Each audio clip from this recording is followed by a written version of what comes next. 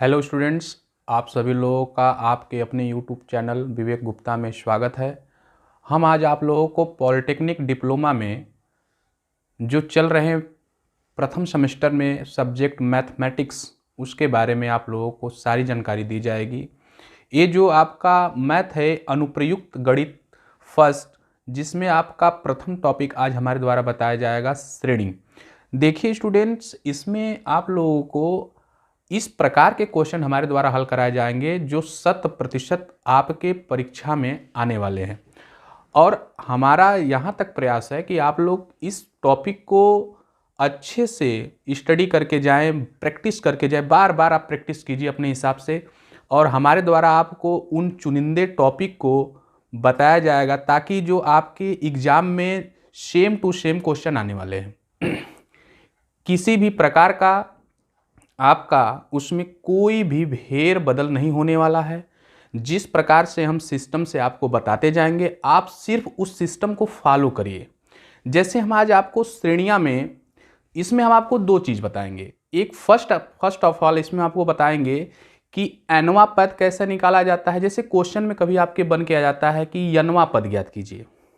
कभी कभी क्वेश्चन में आपके पूछ देता है, कुछ सीरीज दे देता है, श्रेणियां दे देती हैं, और उसमें पूछता है कि इसका कौन सा पद आपका, उसमें कुछ आपका एक दो जो है कि पद दे करके बोल देगा कि इसका कौन सा पद ए होगा। तो आपको इसमें दो चीज, एनथ टर्म में दो चीज आपको पता होनी चाहिए कि नवां पद क्या होगा और कौन सा वाला पद कहीं पूछ देता है कि कौन सा पद आपका ए होगा। तो इसके लिए हम क्या करते हैं और किस प्रकार से फार्मूले को लगाते हैं और इसको हल करते हैं।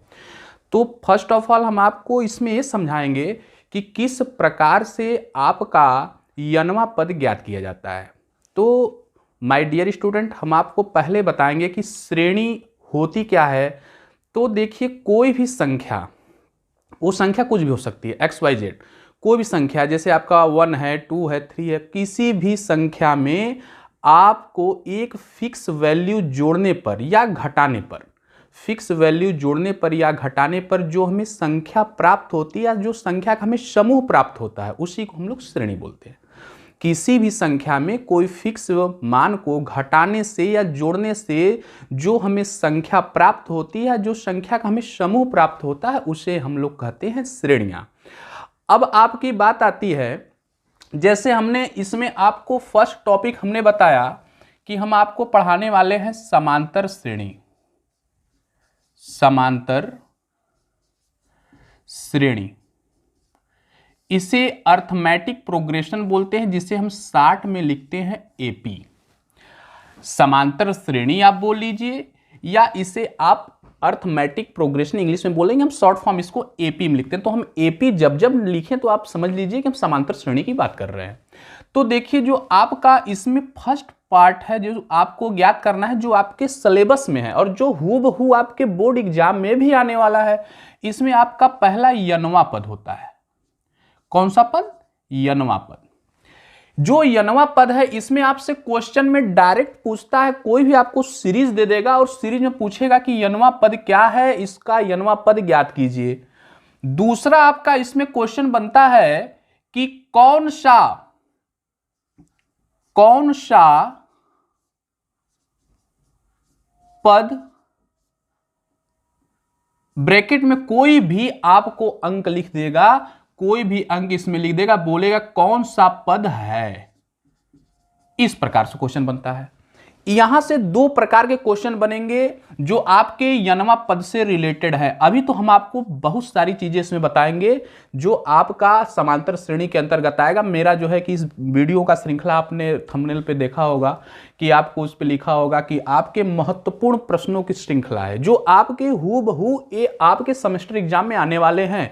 तो आपका नवां पद के लिए और पहला और दूसरा जो नवां पद में कौन सा पद, इसमें ब्लैंक जगह रहेगा। आपको कोई सीरीज दिया रहेगा, पूछेगा कि इसका कौन सा पद ए है, ब्लैंक वाले जगह में। तो आपको फर्स्ट ऑफ ऑल हम आपको पहले बता देते हैं कि श्रेणी क्या होती है। श्रेणी क्या होती है? तो श्रेणी, अभी हमने आपको बताया, किसी भी संख्या में कोई फिक्स मान जोड़ने से या घटाने से जो हमें संख्या का समूह प्राप्त होता है, उसे हम श्रेणी कहते हैं। किसी भी संख्या में किसी फिक्स मान को जोड़ने या घटाने से जो हमें संख्या या संख्या का जो हमें समूह प्राप्त होता है उसे श्रेणी कहते हैं। जैसे हमने यहां पर लिख दिया 1, 1 के बाद हमने लिख दिया 2, 2 के बाद हमने लिख दिया 3, डॉट डॉट डॉट डॉट।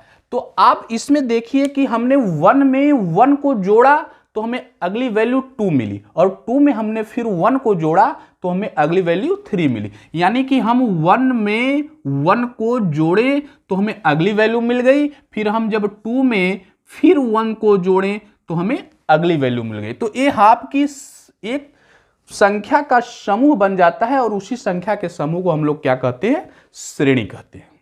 अब देखिए, अब आपका अगला आता है कि समांतर श्रेणी। जैसे आपका एक डिफिनीशन इसमें बना लीजिए, समांतर श्रेणी, समांतर श्रेणी। अब आपका समांतर श्रेणी, अभी इसको हमने आपको बताया है कि हम समांतर श्रेणी को शॉर्ट में एपी के नाम से बोलेंगे। जब हम एपी बोलें तो आप समझ लीजिए कि समांतर श्रेणी की बात की जा रही है और हमारे द्वारा बोली जा रही है। तो एपी में डियर स्टूडेंट, एपी का डिफिनीशन क्या होगा इसको पहले समझिए।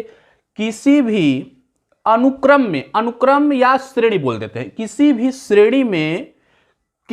श्रेणी में उसके जैसे हमने एक दे दिया, यहां पर हमने लिख दिया एक 1 लिख दिया, यहां पर हमने लिख दिया 5 लिख दिया, यहां पर हमने 9 लिख दिया, यहां पर हमने लिख दिया 30 लिख दिया, कामा डॉट डॉट डॉट डॉट, इस तरह से हमने बना दिया।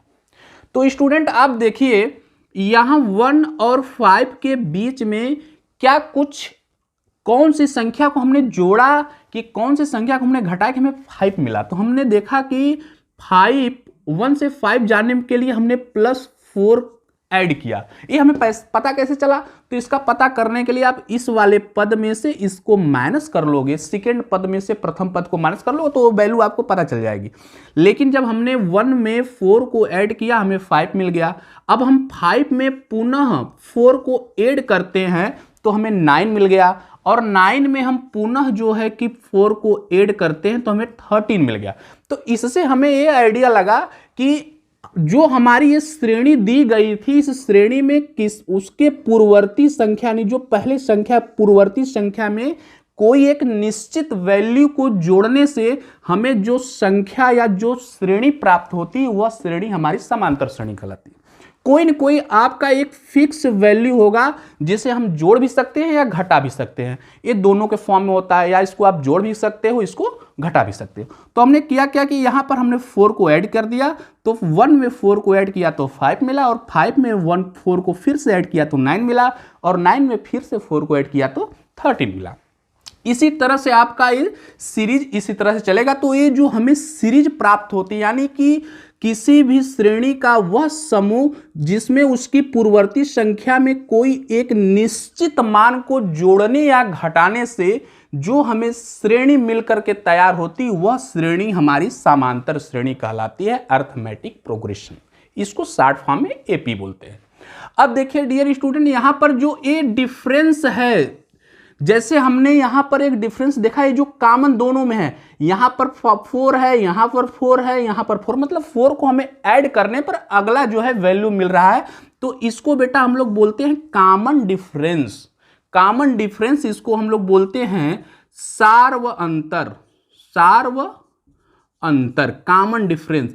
यहां पर कॉमन डिफरेंस सार्व अंतर को स्मॉल डी से डिनोट किया जाता है। आप लोग इसको हमेशा के लिए याद कर लिए ताकि आपको जब हम क्वेश्चन बताएं तो उसमें आपको कोई समस्या न हो। तो जो सार्व अंतर होता है इसे डी से दिखाया जाता है, इसको हम लोग इंग्लिश में बोलते हैं कॉमन डिफरेंस। जो आपका पहले वाले पद से दूसरे वाले पद के बीच का होता है। तो कॉमन डिफरेंस निकालने का यहां से आप देख लीजिए सीधे सूत्र और फार्मूले। पहला आपका होगा दूसरा पद माइनस पहला पद,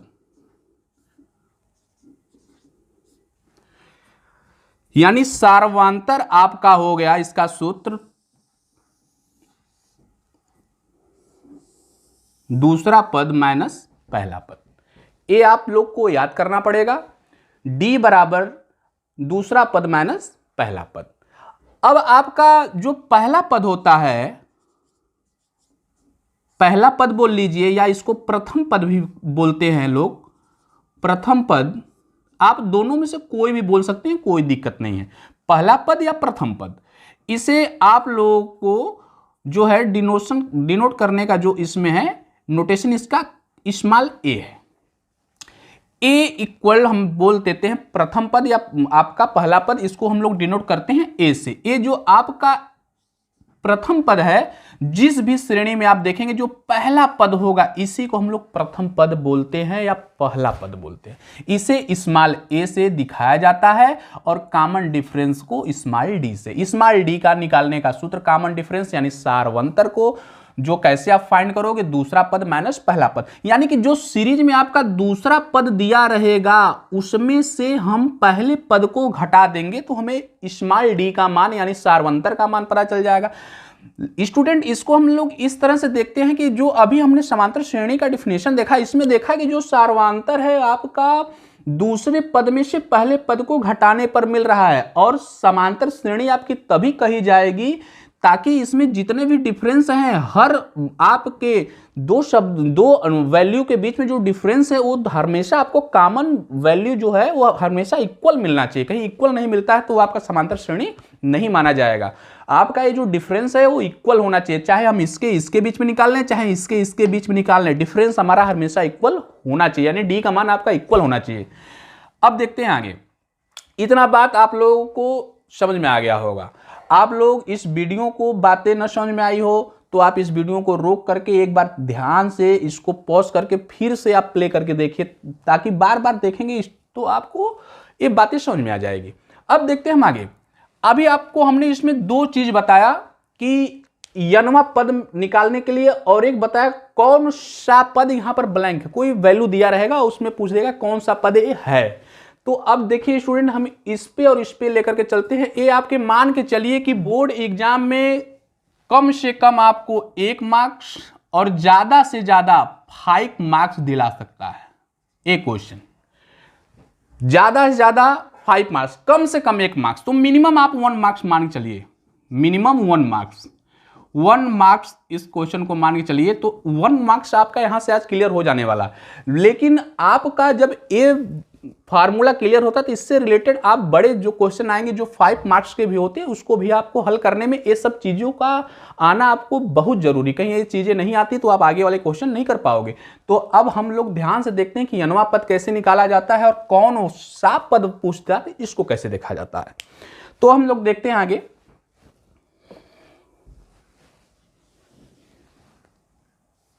नोट कर लीजिएगा इसे।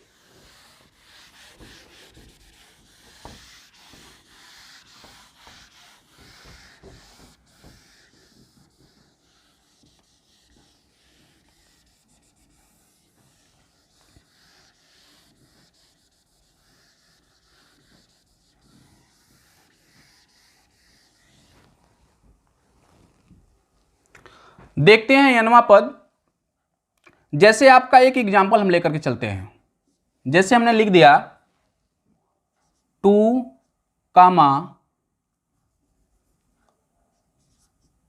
श्रेणी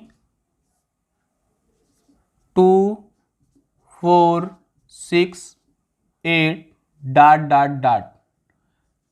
का 10वां पद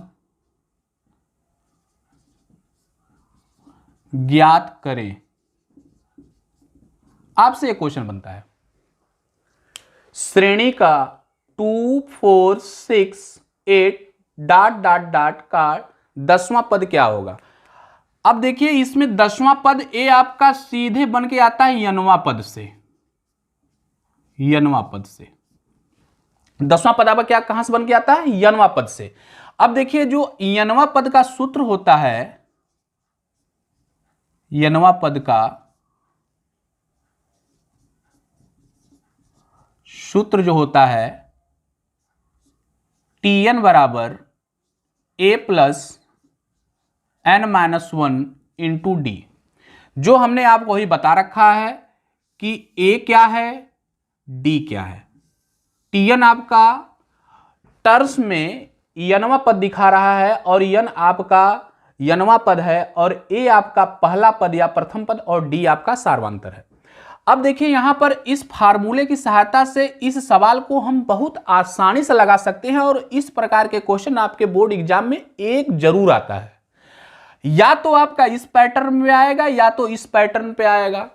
तो यनवा पद ज्ञात करने के लिए हम सूत्र लगाते हैं, इस श्रेणी आपको दिया हुआ है। तो यहां पर हम देखते हैं तो जो हमारा पहला पद है, पहला पद a बराबर 2 दे रखा है 2, और आपका जो सार्वंतर है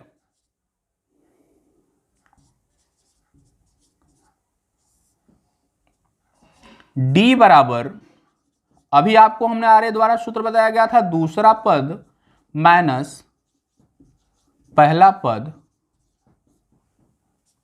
दूसरा पद आपका है 4 माइनस का 2, इसको हम कहीं सॉल्व करते हैं तो हमारा वैल्यू आती है 2, यानी d का मान आपका आ गया 2। अब देखते हैं कि क्या ये दिया हुआ श्रेणी हमारा समांतर श्रेणी है। तो 2 में 2 ऐड करते हैं 4 मिलता है, 4 में पुनः 2 ऐड करते हैं 6 मिलता है, 6 में फिर से ऐड करते हैं 8 मिलता है, यानी कि दी हुई श्रेणी हमारी समांतर श्रेणी है।